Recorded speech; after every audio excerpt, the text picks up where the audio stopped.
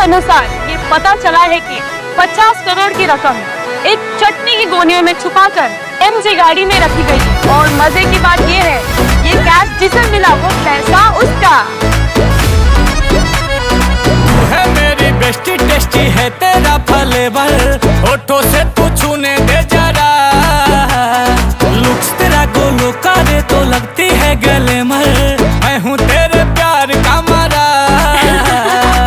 कैसे बनी कैसे बनी कैसे बनी हाय दैया कैसे बनी फुलौरी बिना चटनी कैसे बनी फुलौरी बिना चटनी कैसे बनी। अरे कैसे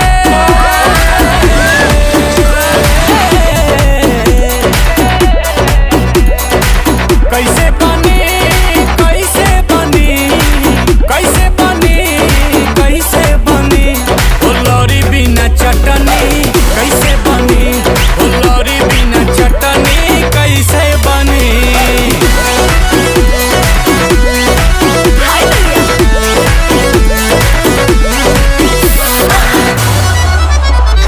Why are you taking me tension too much? मैं तो करता हूँ लब तुझको कहता हूँ सच।